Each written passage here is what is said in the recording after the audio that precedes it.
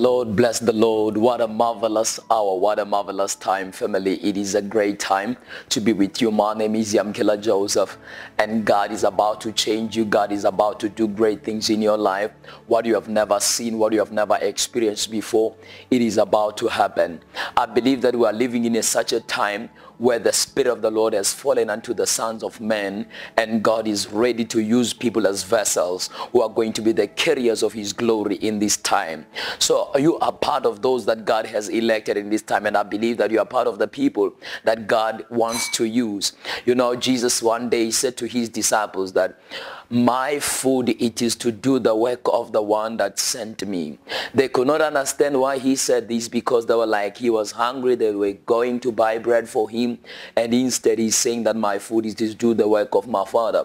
It's because the passion of Jesus' purpose was greater than his appetite for the world. So he didn't focus on what the disciples would want him to focus at that particular time, but he found glory in the Word of God. He found glory in making sure that the gospel was the center. The gospel was what he was working for. So he said, my own food, it is to preach or to do the work of my Father and to finish it up. You know, sometimes people don't understand that you have to have the destiny, your purpose so much consumed by it that even the world is so much meaningless to you. The world does not mean anything, because while you are so much consumed by your purpose, you're so much consumed by what God has called you to fulfill in the planet Earth. So if you could actually have that kind of a hunger. Somebody one day asked me, they said to me, like, how do you continue like worshiping God? How do you continue with a lot of obstacles like that?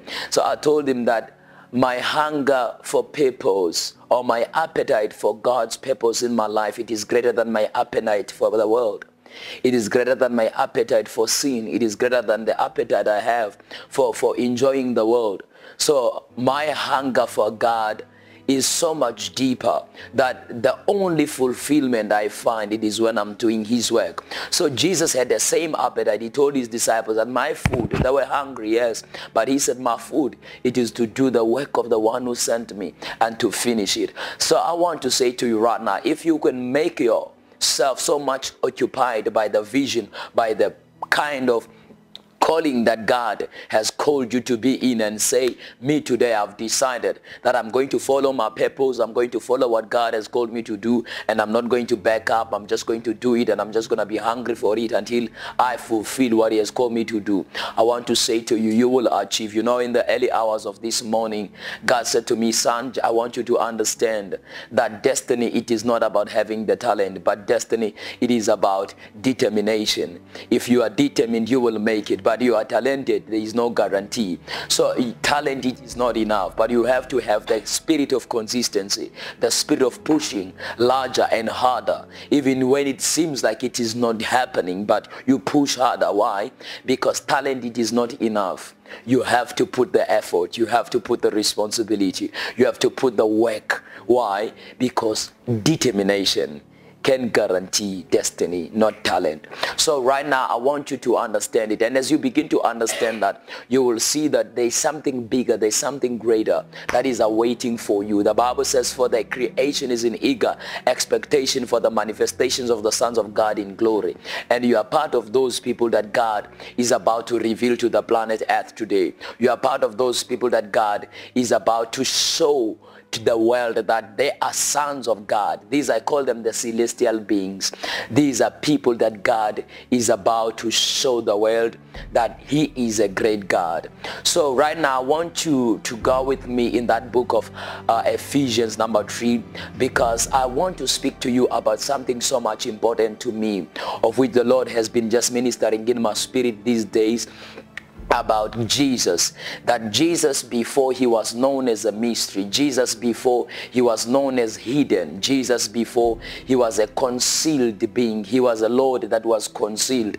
Now many of you have read the book of Daniel. Now in the book of Daniel, when God is showing Daniel the visions about the Messiah, showing him the Ancient of Days and all the kind of visions, God says to Daniel that conceal all what you have seen, because it is destined, it is it will come to pass at a later time. Now what is God saying? He said, conceal all what you have seen, because it will come to pass at a later time. So the revelation of Daniel, it is not a revealed revelation, but it is a concealed revelation. He was given things that he was not allowed to utter into the public. He had to just document them because they were to come on the latter end. Now, the revelation of Daniel, it is similar with the revelation of John, because John the Islander, when he saw the revelation of Christ, he is seeing the same things that Daniel saw. Now, the Bible says in John the Islander, in the book and at the end, the Bible says, now, Son of Man, as you have seen these things, now speak them unto the world. So what is happening is that the revelation of John the Islander, it is a public revelation. It is a revealed revelation. It is not concealed. Why? Because it was meant to be spoken to the world, because the end was to come. So what would happen is that when Daniel had the first revelation about Christ, he had a revelation about a Christ who was still a mystery. So he was not allowed to reveal what was hidden. So he was not given the permission to speak it out. Why? Because it was a hidden thing. Christ was not revealed. Christ was still a mystery. He was still a misunderstood. He was still a hidden being like that. But now in John the Islander, when he sees Christ, he sees Christ in the revelation form. After the cross, Christ is now a revealed man. He is no longer a hidden man. He is now a man that can be seen, and is now a savior. So he is told that, say this to this world, blessed is he that keeps the words that are written in this book. So what is happening is that God is now saying this prophecy has to be known by the nations. But the prophecy of Daniel was not to be known, but the prophecy of John had to be known. Why? Christ is the revelation, and in Daniel, Christ was a mystery. So they were seeing the same thing, but in different conditions. Daniel saw Christ in the form of a mystery, and John saw Christ in the form of a revelation. So that's why they could not do the same things. Hallelujah. So right now, if you go with me in that book of Ephesians number 3, I want you to read with me right now in Ephesians number 3, starting from verse number 3. Now the Bible says, how that by revelation he made known unto me the mystery, as I wrote afore in few words, whereby when ye read, ye may understand my knowledge in the mystery of Christ. Now look at this. Paul is now saying, my knowledge in the mystery of Christ. He said, God has made me to understand this thing, and I've written to you before, and he has made me to know the mystery of Christ. And he says, which in other ages was not made known unto the sons of men, as it is now revealed unto his holy apostles and prophets. Now before ages, it was not allowed for humans to know this kind of a mystery, to know this kind of a concealed being. He said, this is the mystery of Christ, unto which for ages it was not allowed for the sons of men to know, but now it has been revealed by his holy apostles and prophets. Now what mystery Paul is speaking about here? Paul is now speaking about Jesus as a mystery, Jesus as a being hidden before the foundations of the world, as a person whom it was not allowed for men to know. Before, Jesus could not be revealed. That's why every Old Testament saint never had an encounter with the revelation of the Son of God. They all knew Jehovah, but they never knew Jesus, because Jehovah and Jesus are two different things. Jesus is the Savior. Jehovah is the Lord. Now the Lord was still the Lord, but the Lord was not the Savior in the Old Testament, but he is only the Savior now. Now the angel of the Lord appears to Mary one day, and he said, you will name him Jesus, for he will save his people from their sin. Now the name Jesus means Savior. Before, God was called Jehovah, but God is no longer called Jehovah now. He is called Jesus. Why? Because he is now Savior. He is in the business of saving his people. So what happened is that before the Old Testament saints, they never knew him. They never understood him.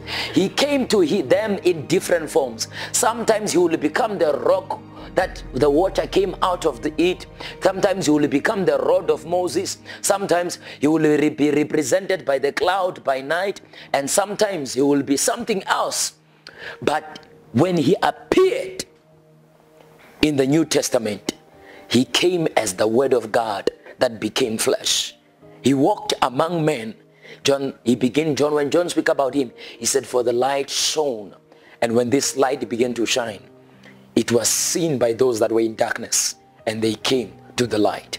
Now, family, if you have to understand this thing, is that you have seen what many of the Old Testament prophets, saints, wanted to see, and they've never seen. Jesus was never known before. Jesus was what all the prophets were looking to know, but they never knew him.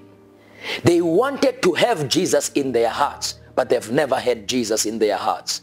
They all believed that God was there, to an extent that even the Holy Spirit was never staying in any Old Testament saint. Every Old Testament saint was never filled with the Spirit of God. The Spirit of God will come upon them and it will leave, but it was never permanently residing in them. But you today, you are the permanent resident of the Spirit of God, meaning that you are carrying what is greater than any other prophet is ever carrying. You are carrying what greater than any Abraham has ever carried. Why? Because in you there is the indwelling of the being of the Father. The representative of heaven, Jesus Christ, is alive inside of you. So I want to say to you right now that Christ is the revelation. He has been revealed in our lives, so that we may understand that we are not living under